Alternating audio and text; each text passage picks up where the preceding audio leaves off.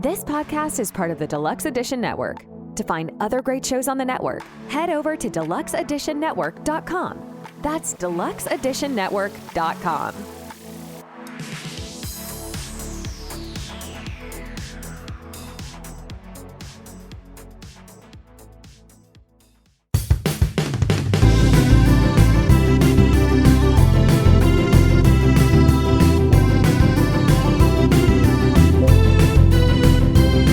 Your friends are nerdy and you are nerdy too.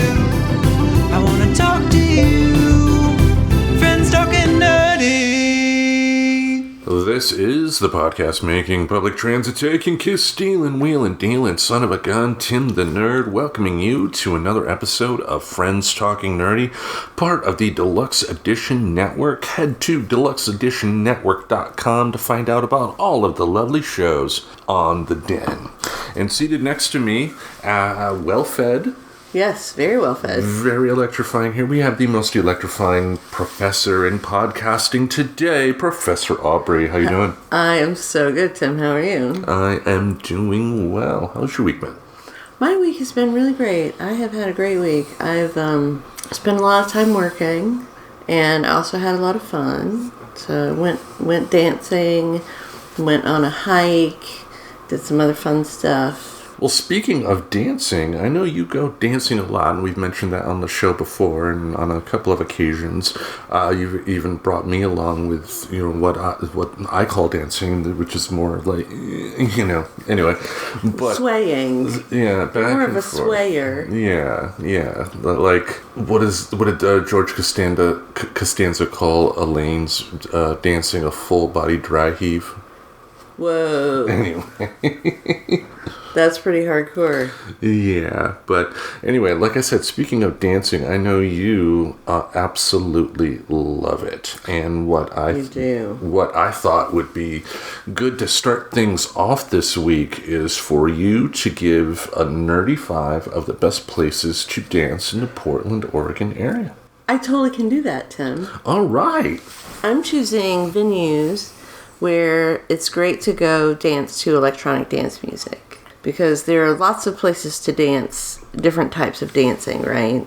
Like there's a tango studio, and there's a ecstatic dance studio, and there are lots of different types of dancing experiences you can have. So I just want to be clear that what I'm talking about is going out dancing to house music, basically. All right. Yeah. Yeah. So no line dancing or anything like that. No, exactly. All right. And so I have to put them in order. No, so just 5 in no particular order. Okay, great. So I'm going to start with where I went dancing last night, which is called The Den. Ooh, look at right? That. Yeah. Yeah, another den. It's kismet. This segment was meant to be. Yes. All right. What's so good about the Den? Well, the Den has 3 different main areas. They always have a good coat check. They have a very limited menu, but it includes a number of non-alcoholic beverages, and the music's really good. All right. And people can cut a rug really well there, I guess. Well, it's more that I can cut a rug there. Overall, it's a good vibe. It's a welcoming vibe. Very much so. Very much so, yes. More welcoming than most places that I go dancing, for sure. Right. Well, what would you say is your next one? So my next one's going to be the Crystal Ballroom. Have you ever been to the Crystal Ballroom? Is that the place we went to the Dolly Dance Party? No, that was the Revolution Hall. Okay. The name is familiar. I don't think I have been there now. Well, it is a great place. It's a turn-of-the-century building that's always been, I think, a hotel and a ballroom. And it has a hanging floor. So it's like a sprung floor. And it's really great to do. It's like bouncy to dance on. And so it's claimed to fame as like dance on air, is what they say. So Crystal Ballroom, that's the next. Cool. I know when we get some... that place also, I believe, has some pretty well-known artists that play there too, right? Oh, yeah. It's a big venue. It's not huge, but it's... Yeah, I mean, it's not like an NBA arena or anything like that, but it's the perfect type of place to actually watch a band, which is not an NBA arena. Yeah. Yeah, it's like a big enough room to get a fairly decent touring acts, but it's small enough that you can see everything that's going on, and it's in a really cool old building. All right. So what would you say is your next one? So my next one is going to be the Holocene, which is just a club, but it's been around for at least 20 years, and I used to go dancing there all the time when I was younger. So that's why I like it. It's very nostalgic for me. But they still play great music, and I've had a great time dancing there with friends lately, so... How would you say the vibe is there compared to some of the other places on the list? It's a little more sort of meat market-y, like... People are looking to get laid. Well, I don't know about that, but people are... It feels like more of a vibe, like people are looking to meet people. Yeah, I wouldn't like it then. No, and I don't like that part about it. All right. Well, what would you say is your next one? So my next one is going to be Under a Bridge Down by the River. Down by the river, yes. Yeah, we've actually been dancing down by the river. Yeah, for folks that don't know, Portland, Oregon, it's the Columbia River? What river is that? Yeah, the Columbia River. No, that's the Willamette River. The Willamette, yeah, that's right. I was like, what? Yeah, okay. Anyway, Columbia's up a little further north by Vancouver, but they have on both sides... We know what's going on. We know geography, damn it. What? No. Anyway, on both sides of the river, they have decent parks to go through, but I don't know if this started around the pandemic. It did. Okay. But yeah, it was a pandemic thing to where it was a silent disco. You would show up, they'd give you headphones to put on, and, you know... They were sanitized headphones? Yeah, and the interesting part was, like, I can imagine people that were just happened to walk by and see a bunch of people just dancing with, like, no sound going. Yeah, that's the coolest thing about it, I think, is that, you know, the headphones are cool anyway because they have LED lights in them, and that shows which channel you're on. And so usually there are 3 different DJs, and you can turn your headphones to one of those 3 DJs. And people can tell which one you're listening to based on the color of the headphones. Well, what would... last question for that one. What attracts you to dancing down by the river? Is it just the outsideness? I love it being outside, yes. I love being outside, and I just had a really good time at those during the pandemic because it was like you could go, you could dance, you could stay 6 feet away from people, but you could still be social and still be seen and see people, and it was just such a great relief, you know, part of the pandemic. That it was. Now, number 5. What is the last one? Okay, the last one on my list is at Soak or Burning Man adjacent activities. So this is not necessarily someplace in Portland, and it's not necessarily a place. It's more of a group of people that is fun to be around, it's no matter where they mind, man. You carry it with you, man. It's in your heart. You carry it with you. Yes. Any other thoughts on dancing overall? I mean, like, I think, if I'm not mistaken, your dancing increased the moment, you know, around the time that we first met, right? I mean, I'm sure you went dancing beforehand, but, like, now this is almost like an every week thing that you're out dancing.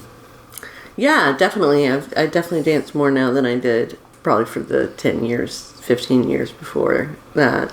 Yeah. But I used to go dancing all the time when I was younger. Yeah. All right. And anything else you would like to say to the folks at home about dancing? Well, no, just go out dancing if you get a chance, because it's really fun.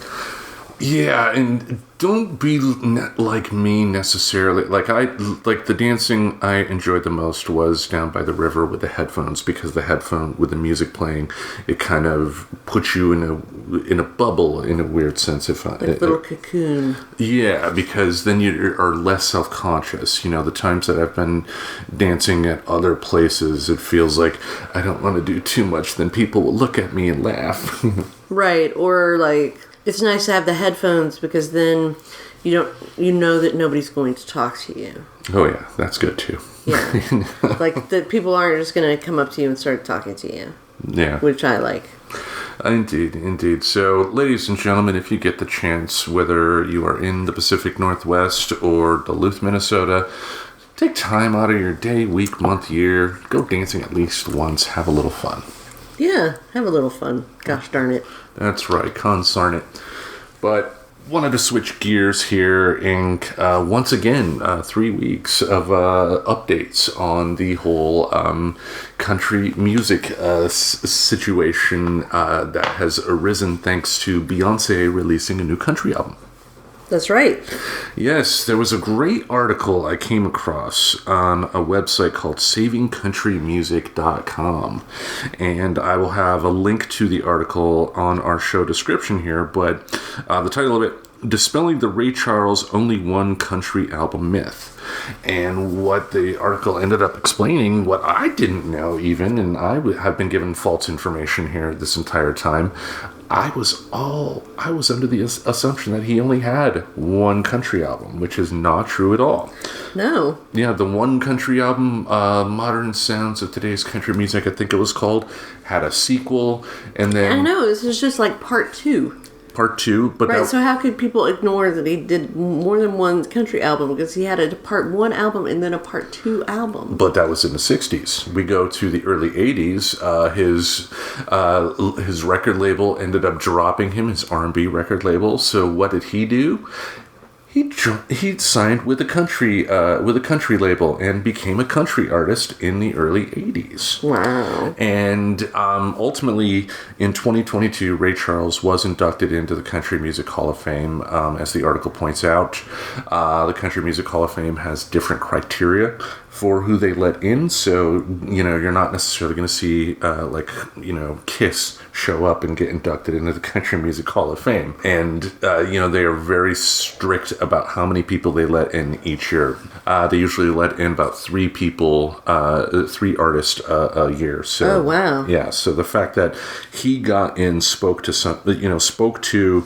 just how respected he was in the country community. Mm-hmm.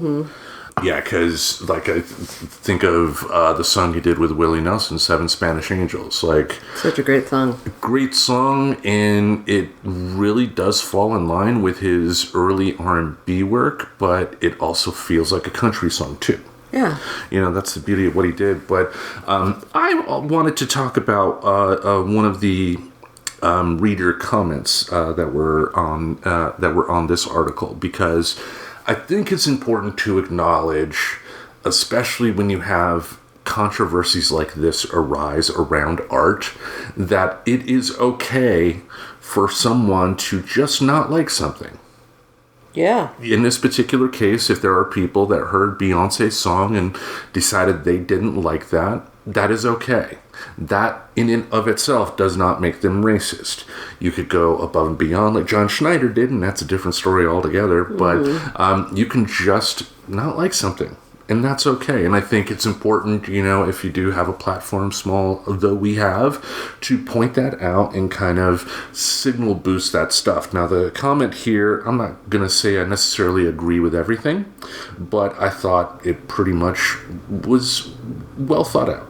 Okay. So let me dive into it here real quick, and if you wanted to comment on anything, just stop me and we'll go from there. Sounds good. All right.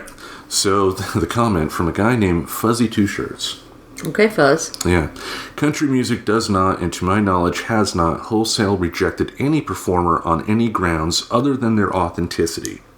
Let me preface, caveat, and clarify that statement by stating that I do not believe country music as an institution has existed in the post-2000s era in an authentic person-to-person way.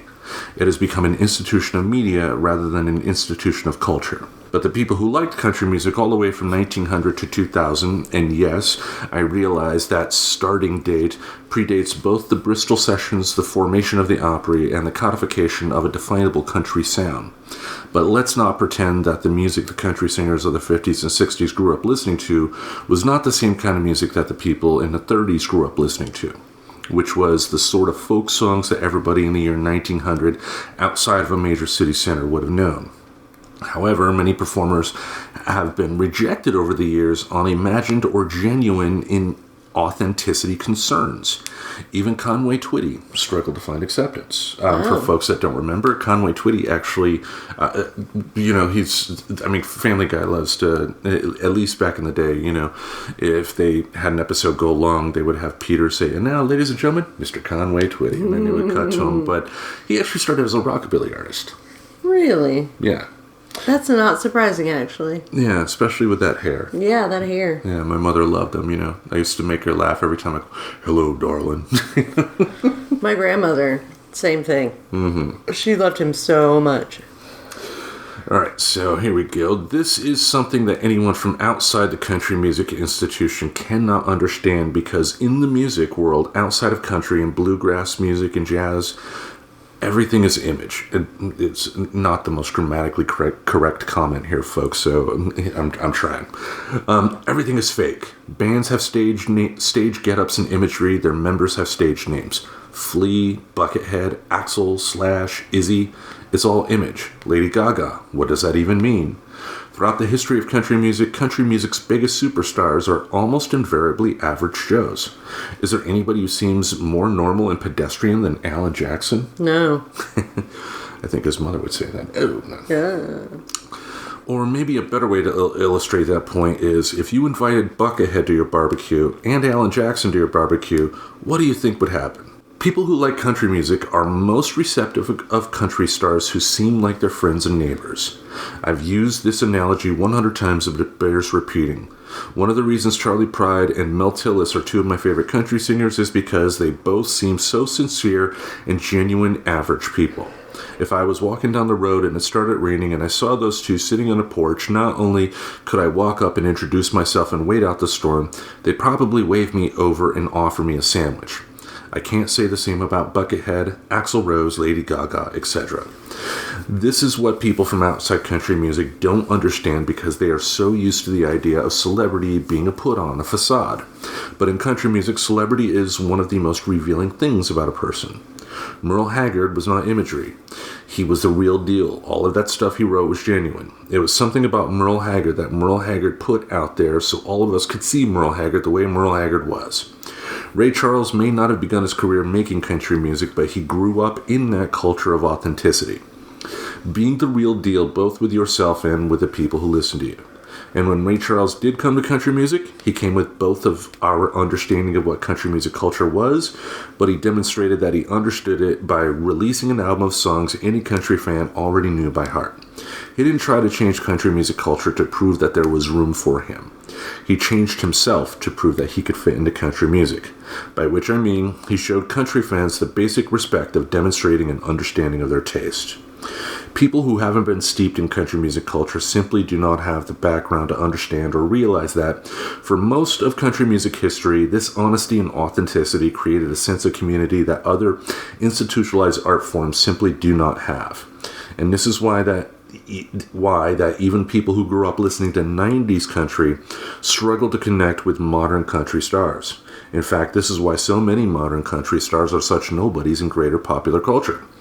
There is only a certain group of people who like this modernized redneck imagery, who are such inauthentic people that they require an inauthentic version of their imagery.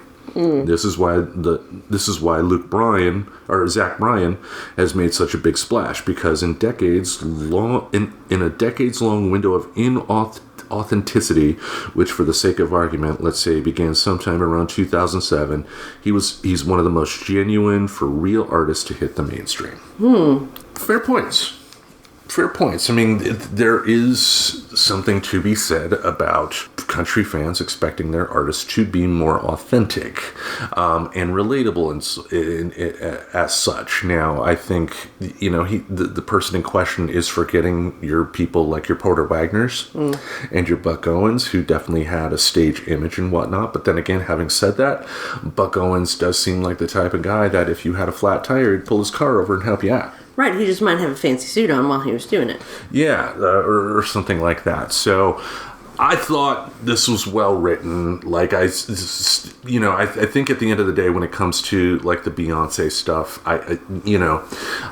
enjoyment of art is always going to be subjective. You're going to like it or you're not. Right. I think one thing people do have to keep in mind is that it is okay for someone not to like something, because sometimes you do have media narratives. Like I think back to the 2016 Ghostbusters reboot that starred all women, and the way the narrative ended up becoming, at least on social media, of course, was that if you don't like this movie, you're against women, and no, I mean, were there people that were just upset that they rebooted it with women? Yes, there were.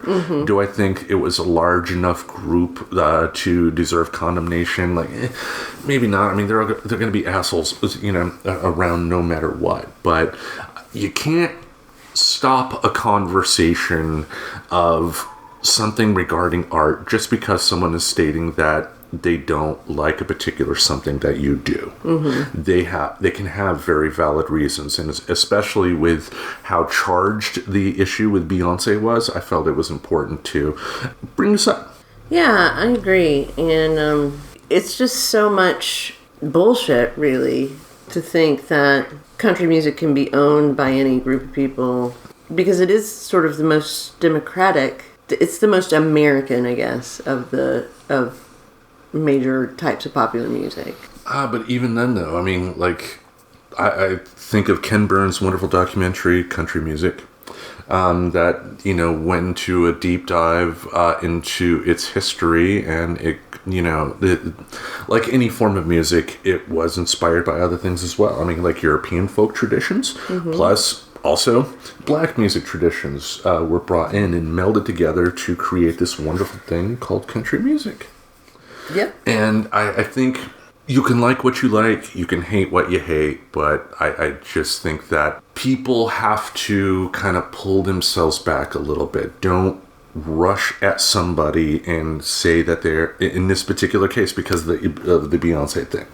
You can have someone say they don't like this song, and that doesn't mean that they're upset that Beyonce, a black person, is singing that song.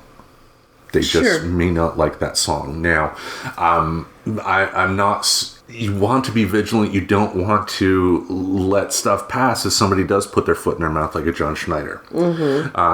Stuff like that does need to be called out because, to your point, and like what we've been trying to discuss over the past couple of weeks too, is that there is a rich tradition of black people involved in country music, and for folks that are thinking that how dare a black woman make a country album, she should just stick to her type of music. That's just fucking wrong. Yeah, that's bullshit.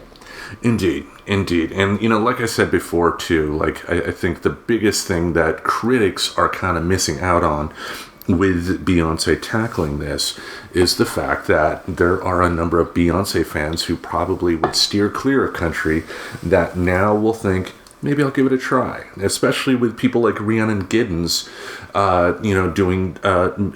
playing on the Texas Hold'em album. She's part of the Carolina Chocolate Drops, right? That's right.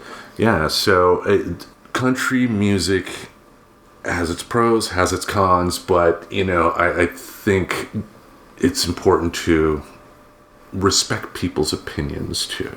Yeah, absolutely. Yeah. Anything else you want to say? I think it's interesting. You sort of reacted to me saying this very American institution, country music.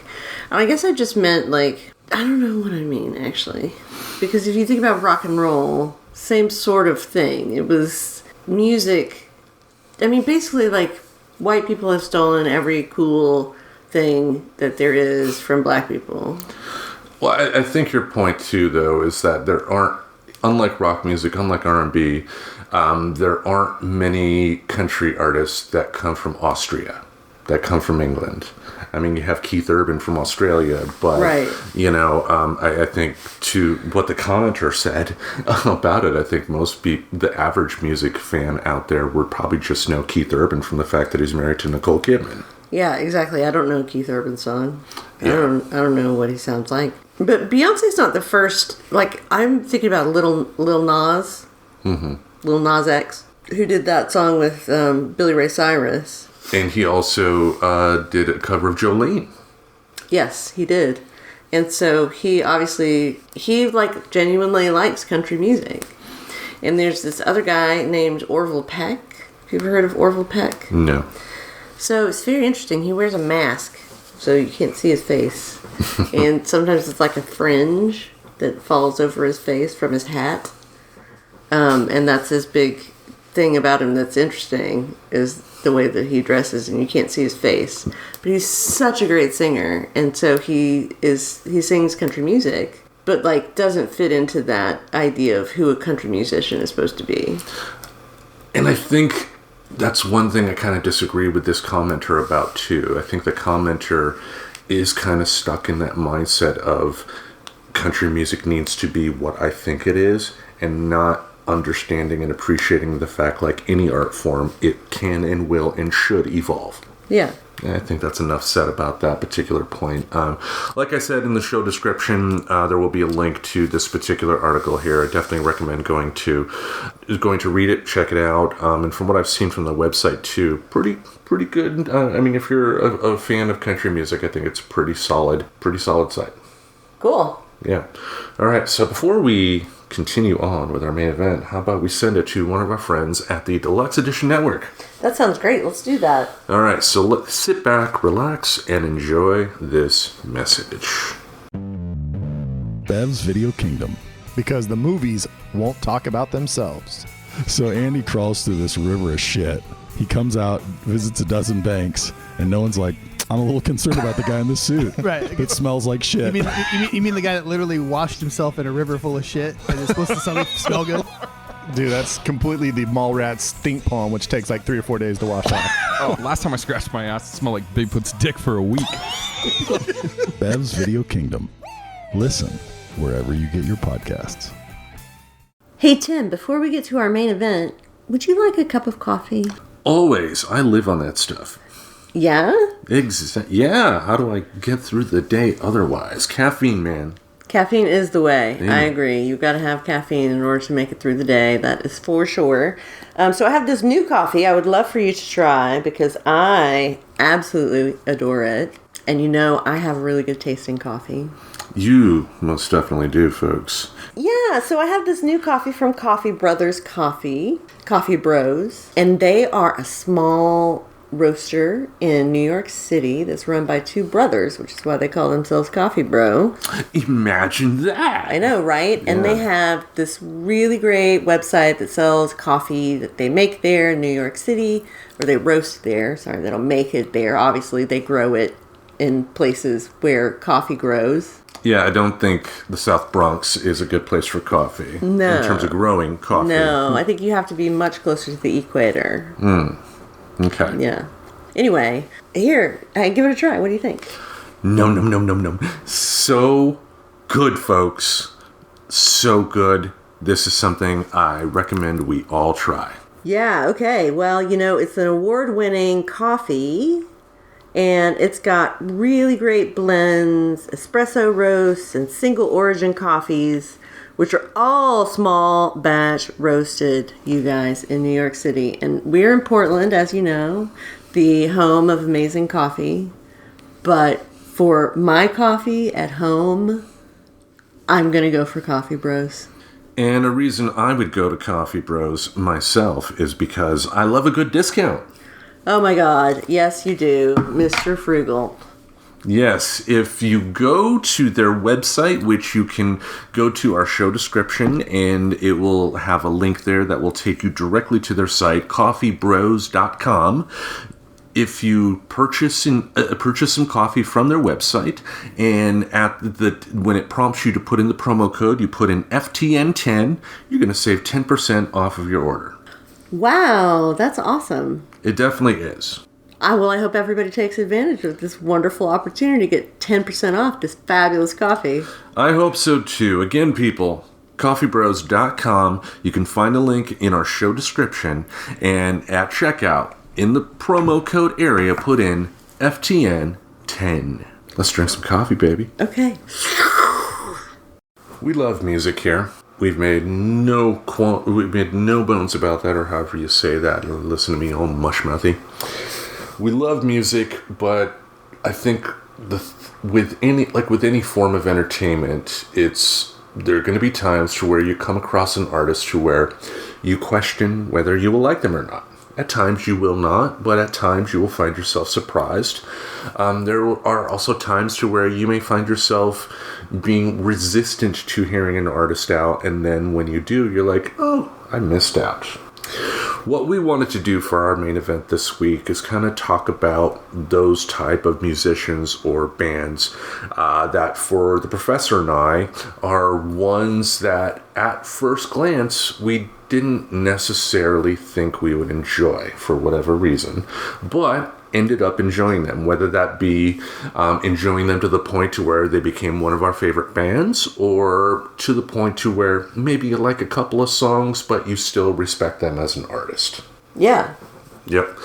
So what we are going to do... I'm following you. Yeah. So what we are going to do here, like we normally do for these type of topics, is give you our 5 choices of bands that we didn't think we would like at first, but ended up liking. And we'll name the band and just give an explanation as to why. Now, is there anything you want to say to our fine friends at home before we begin? No, just if you like these bands, sorry for not liking them to begin with. And if you don't like these bands, you should check them out. Exactly. Did you want me to go first, or did you want to go first? You can go first. All right. This first person is an artist I've been aware of since a kid. This is an artist my mother loved, but because of this artist's name, I was resistant and hesitant, because how would I like anything sung by a person by the name of Emmylou? Oh. Emmylou Harris. Wow. Your mom was into Emmylou Harris, and you did not like her because of her name. Yeah. Wow. I didn't even take the time to listen to any of her music because her name was Emmylou. Mr. Southern Bias guy here. I was like, nope. But, thanks to you and, thanks to my further understanding of music history, I mean, I didn't realize until just a couple of years ago the connection between Emmylou Harris and one Graham Parsons. Oh, yeah. Yeah, I mean, I guess if anything, Graham Parsons was the person who introduced country music to Emmylou Harris. She was initially a folk singer, wasn't even a huge country music fan, but Graham Parsons, played her a bunch of music, and she ended up falling in love with it. And, a song I ended up featuring on Tim's Tremendous Tapes, a cover that she did, Together Again, from Buck Owens. Just beautiful, beautiful song. Heartbreaking. I think Emmylou is one of those people who can deliver a song that is very sad. Can make you feel very sad. Yeah, and I think similar to the commenter from the article we just talked about in terms of Ray Charles. I mean, she is one of those artists that dove into the deep end for country, but it's still her spin on it. Yeah. It's very unique. Yeah, long career. She's also done work with Linda Ronstadt and Dolly Parton. They had a little trio going for a while. Called Trio. Trio. Hey, look at that. How imaginative. But yeah, I really ended up loving her work. Now, I'm going to make it clear, it's my enjoyment is not to the point where I would call myself like her biggest fan. I think if anything, she would be like in the greatest hits category. But you cannot deny her voice. No, she's got a great voice. Yep. Any thoughts on Emmylou? Well, just besides everything that I just said about her. Yeah. She's a great gal. I like her. I think you can dance to some of her music. She's got a great album that I like a lot called 2 More Bottles of Wine. Maybe it's the name of the album. I can't remember. But that's one of the songs on it. It's 2 More Bottles of Wine, which is a great song about drinking. Nothing wrong with that. And that makes it country, right? Yep. All right. How about you go on with your first choice? Okay, my first choice is going to be Frank Sinatra. Ooh. Yeah, so Frank Sinatra was in this category of music, which was like loungy music from the 40s and 50s that I would never be interested in. But then somebody put a Frank Sinatra song on a mixtape for me when I was maybe a senior in high school or right out of high school. and it was Fly Me to the Moon. And I was like, this is such a great song. And I loved that song, and it was almost like I had discovered it on my own. Do you know what I mean? Like, Yeah. you feel like, oh, wow, I have discovered this thing. I felt kind of the same way when I discovered his music as well, because I mean I had been aware of him, and you would see him pop up occasionally on the Tonight Show and stuff like that, but I never took the time to really listen to his music until I bought the Reprise collection, Greatest Hits. In the 60s he went from, I believe it was Columbia Records, and started his own record label, Reprise Records. Mm-hmm. And it was just a Greatest Hits collection of the songs that he released on there, but just some really damn good music. He's one of those people that has dived in. He dove into the American Songbook, you know, the classics from like the late 1800s, early 1900s. Type of deal as well. I mean, but also to his credit, even though he wasn't the hugest fan of rock and roll, he did do covers of rock songs. Like he covered Something from the Beatles. He called it one of the most beautiful love songs ever written. And it is. Yep.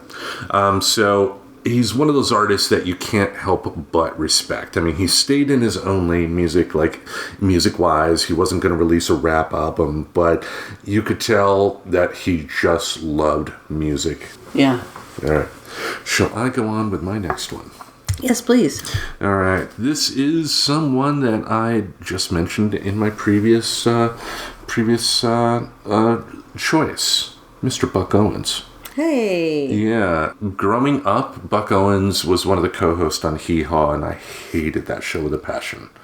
I'm not the only one. And I think Hee Haw would not fly today. Oh, God, no.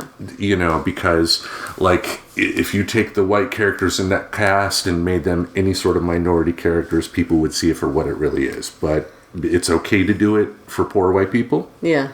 You know, wrong is wrong, people. I'm not saying white people have it worse than others, but you get my point, right? Yeah. Appalachian Emergency Room is a good example of this. Did you ever see those skits on Saturday Night Live? No. Oh, it was very funny. So people would come to the emergency room, and it was called Appalachian Emergency Room was the name of the show, and it was a spoof, right? And so what would happen is that people would come into the emergency room, and they all had things stuck up their butt. But it was like, then they had to explain how that this emergency had happened. Like, how did they get these things up their butt? And it was very funny. Okay. It's not an episode of Friends Talking Nerdy if we don't start talking about butt stuff at some point. But what I love about his music, even though, like, if you look like at an album cover of his, he looks like the typical 60s country artist, you know, the flashy outfits and everything like that, but his songwriting is just amazing. I mean, to the point to where the Beatles actually covered one of his songs. I mean, granted, Ringo sang it, but great song, Act Naturally. Oh, uh-huh. Together Again, I forgot the name of it, but there was a song that he did that was on the Idiocracy soundtrack. He did a duet with Dwight Yoakam. Nice. Songs at Bakersfield or whatever, but I believe he was one of the originators of the Bakersfield sound, if I'm not mistaken, right? I think so. Yeah. So don't let the appearance of him on the album covers fool you, folks. He's one hell of a great musician, and just one of those names that, you know, as far as like country legends, that, you know, when you hear it, you know, people talk about country legends in like articles or, you know, stuff like that, you don't necessarily hear him brought up as much, even though he should be. He's a great songwriter and singer. Yeah, I agree. Yeah. All right. What is your next one? My next one is sort of not like that at all. It is Soundgarden. And Soundgarden, so I really liked Nirvana, but I never went in for sort of the post-Nirvana grunge people like Soundgarden or Pearl Jam or where's some more? Alice in Chains. Yeah, Alice in Chains. You know, it just felt so derivative. Yeah. I'm going hungry. Yeah. Temple of the Dog. Right, Temple of the Dog. Yeah, see, I didn't like any of that. But I really, really like the song Black Hole Sun because it is such a great karaoke song. And I had no idea, but now I have seen several people perform it. And It is so great. It's such a funny song. Black Hole Sun, won't you come wash away the rain? Chris Cornell tragically passed away by suicide a few years back. He ended up, after leaving Soundgarden, joining the guitar player, bass player, and the drummer for Rage Against the Machine when Rage Against the Machine broke up, and they had a band called Audio Slave. Cornell did the theme song to Casino Royale, one of my favorite Bond songs. But yeah, I mean, I was not a huge Soundgarden fan myself, just because they were a little more heavier, I guess, than I really liked. But Black Hole Sun is pretty fun. Yeah. It's pretty fun. Especially the video. Yeah, the video is just so weird. All right, shall I go on? Yeah, what's your next one? All right, my next one. I, like a lot of people my age, was probably first introduced to this artist when Kanye West took the microphone out of her hand and said, "Wait just a minute, Beyonce should have won this album." Taylor Swift. Not a huge fan. The only song I've really heard from her is Shake It Off, but that is one hell of a fun song to listen to and enjoy. And I don't know her personally, but from everything you see in the media, which could be contrived for all I know, but you don't hear the quote-unquote diva type of stories you hear like you would with like a Jennifer Lopez or a Cardi B or something like that, which I will add with the caveat too. A lot of times women get labeled with the diva label doing actions that somehow is okay if a guy does it. Right. You know, but with Taylor Swift, she just seems like a really nice person. Doesn't she seem sweet? Yeah. She really does. She does, you know, and like I've, talked about before, like, I appreciate the fact that she created that movie of her current tour, like made a concert movie, and the studios didn't want to release it, so she ended up making a deal with AMC Theaters on her own and released it, and it ended up making a lot of money. Yeah. And the great thing that I liked about that too was, like, you know, it would play in places to where, you know, I mean, she's doing tours in like NFL stadiums. So people in the middle of nowhere aren't necessarily going to see it, but this gave them an opportunity to sort of have that concert experience as well, because a number of people would go to these AMC showings of her concert movie and sing along with it as if it were actually happening, and they were there in the audience. Yeah, I mean, that's what you would do, right? Yeah, I mean, for a movie, yeah. I mean, I liked that experience. I like that, though. I respect her. Do I see a day to where I'm going to have like an album of hers to put on? Probably not. But she's just one of those people that just slowly grew on me to the point where after Shake It Off, it was like, okay, I get it. Good for her. You know? Nice. Any thoughts on Taylor? Well, just, you know, I think she seems like a nice person, and I don't know what she sounds like, because I can't even, like, I remember Shake It Off, but I just don't, like, the voice just didn't seem great to me. Do you know what I mean? Like, I mean, with some of the artists I listen to, like John Lee Hooker, the classic blues artist, he's not an opera singer by any means. Right, that's but true. For his type of music, it ends up working. But there is one wrestling-related fact I can relay about Taylor Swift. What's that?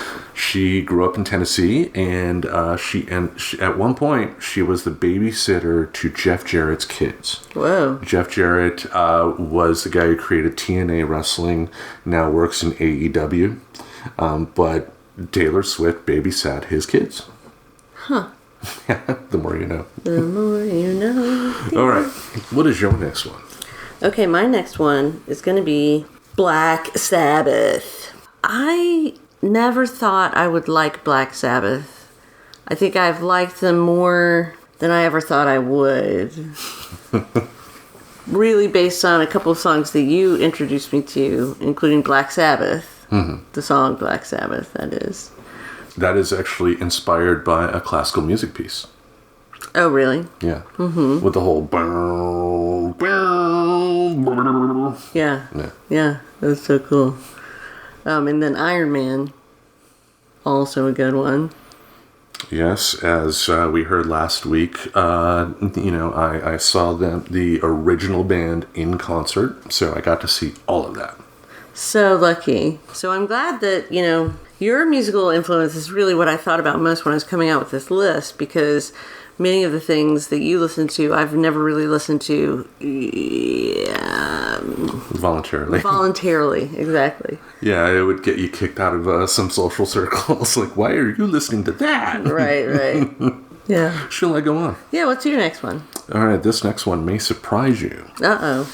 Yeah, but when I first heard this band, it was a cassette tape that was a greatest hits called Meaty, Beady, Big, and Bouncy. Oh, yeah. And I didn't really care for it at first.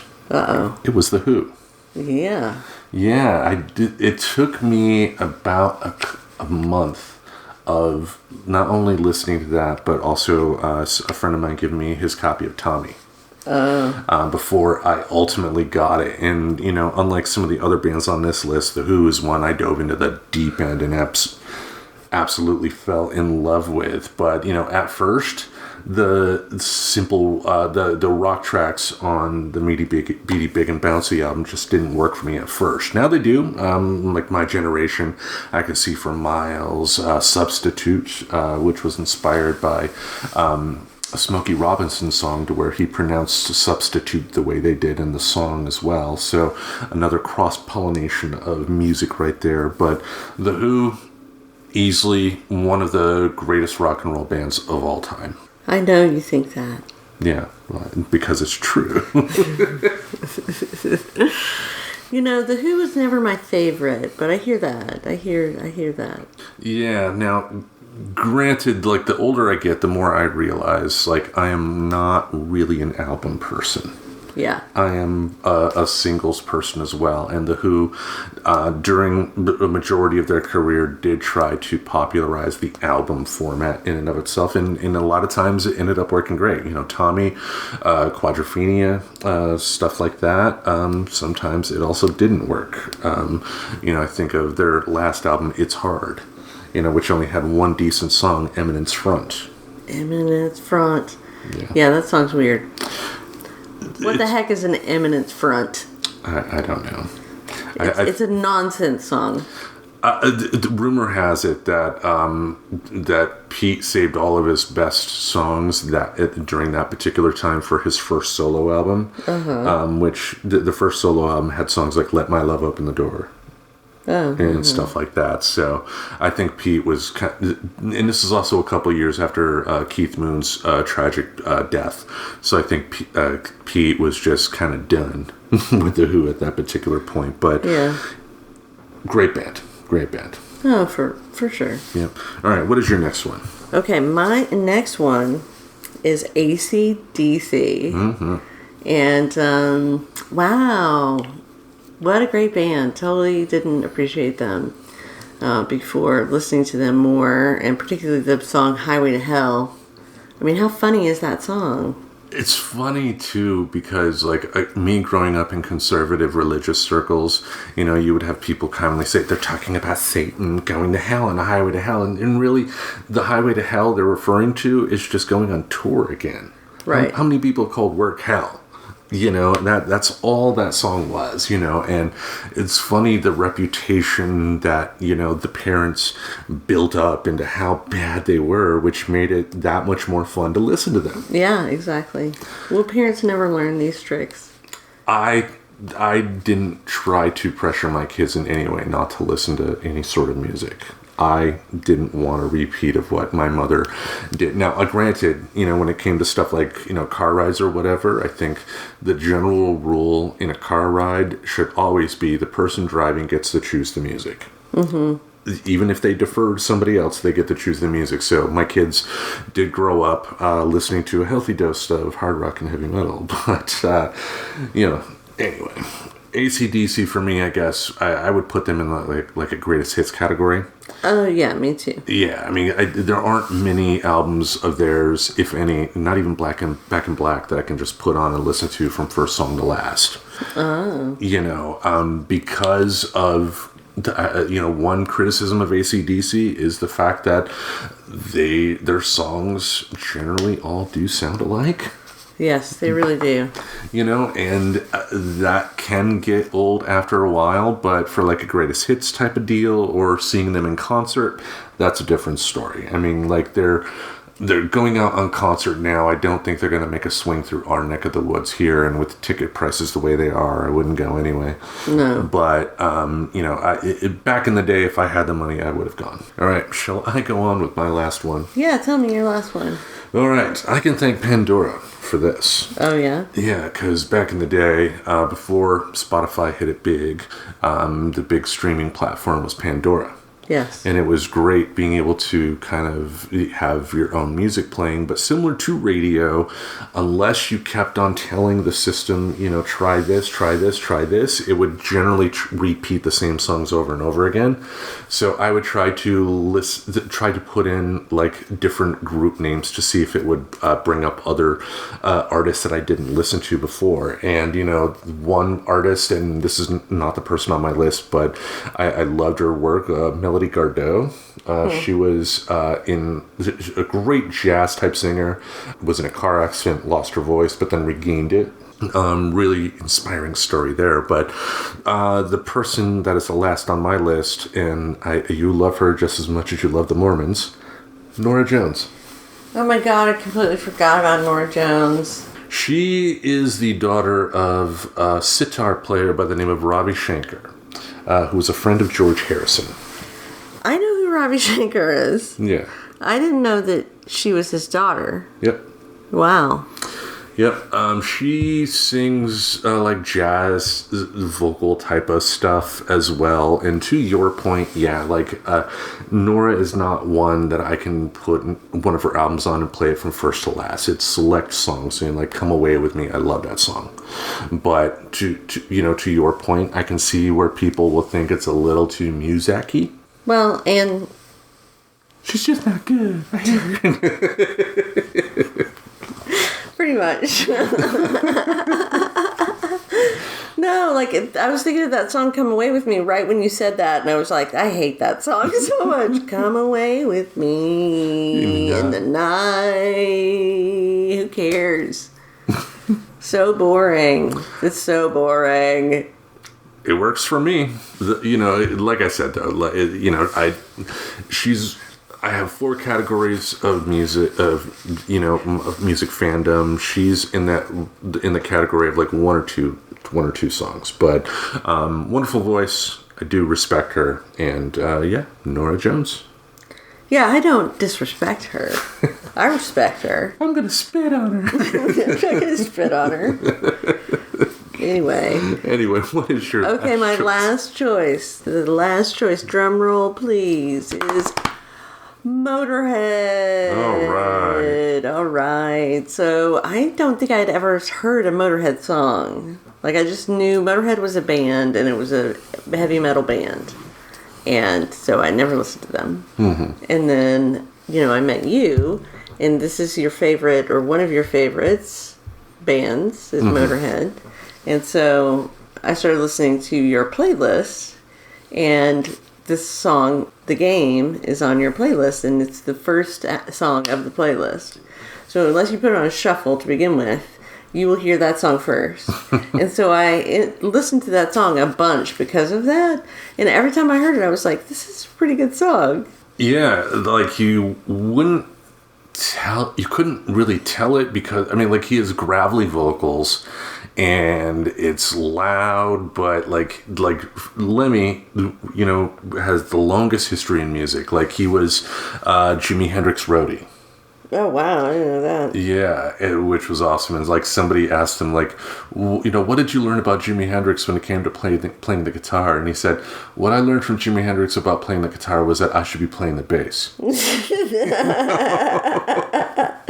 That's so awesome. Yeah, and what he doesn't get enough credit for, too, is his songwriting ability, because I think I pointed it out when we were talking about the Rock and Roll Hall of Fame in regards to Ozzy Osbourne. On the No More Tears album, Lemmy ended up co-writing a couple of them, including Mama, I'm Going Home. Oh. Motorhead was a nice mixture of metal and punk all in one. Motorhead was one of those bands that punk punk fans and metal fans could get together and enjoy. I think a lot for punk, a lot of it was the speed of the songs, and also too, let's not forget, Motorhead was one of the bands that heavily influenced Metallica. Oh, wow. And they would be the first to admit that. Like in their Garage Inc. Double album, where it was just all cover songs, like almost half of one side was them covering Motorhead. So one hell of a great band, just the best that metal can offer. Yeah. I also think of the time that they were on that British show, The Young Ones. Do you remember that? No. They showed it on Comedy Central when I was a kid, but it was these like 5 or 6 like British guys living together, and then they were the scene that I'm referring to is when they were all going to leave their apartment to go to like the BBC studios to be on a game show, but then one of the characters goes, "Cut to the music," and then it's Motorhead in their living room playing Ace of Spades. Oh, nice. And the awesome part was like the part where I don't want to live forever type of deal, where Lemmy, because they had a camera overhead and Lemmy just turned and looked up at the camera was pointing and just, it was kick-ass and awesome. But nice. Motorhead, one hell of a great band, and I think I've compared them to the Ramones before too, in the fact that while Motorhead may not have sold a ton of albums, their influence was tremendous. Yeah. And the song you're referring to, The Game, was actually used by Triple H as his theme song in the WWE. Really? Nice. And Motorhead actually played him to the ring at a couple of WrestleManias. Whoa, that's so awesome. Yes. Kind of like Joan Jett did with Ronda Rousey. Yeah, which was awesome to watch. Yep. Anyway, I think the ultimate lesson here is don't let first impressions keep you from enjoying something. Even if you just enjoy an artist for one song and one song only, that's a connection you have with them. That is a beautiful thing. Sure. And for me, I think it is great that someone like Taylor Swift can, when I put Shake It Off and I'm listening to it, can get me into the mood to where I'm almost dancing. That would be certainly miraculous to see you dancing, yes. Yes, not like Fred Munster being electrocuted or anything like that. But any other words, what would you say to people about enjoying music? Well, everybody ought to enjoy music. There you go. Great segue today. We're professional here, folks. Give stuff a chance. Yeah, give stuff a chance. And you never know when, if you're prejudiced against certain things, particularly in entertainment, there's probably no reason for it. Like, you probably got some prejudice somewhere along the way, and you've held on to it, but it probably is meaningless. Exactly, and you don't have to, like, if you were not a fan of country music, but you like Willie Nelson, that's fine. That's fine. It just, you don't have, just like what you like and don't be a dick. Yeah. I think that will wrap things up for this week, unless you have anything else you want to say. No, I don't. All right, so for the most electrifying professor in podcasting today, each Monday, we'll have something in this podcast space to entertain your ear holes. Until we meet again, we bid you adieu. So long. Shake it off, people. Shake it off. Subscribe to Friends Talking Nerdy on YouTube Music, Apple Podcasts, Spotify, or wherever you listen to podcasts. Goodbye, darling.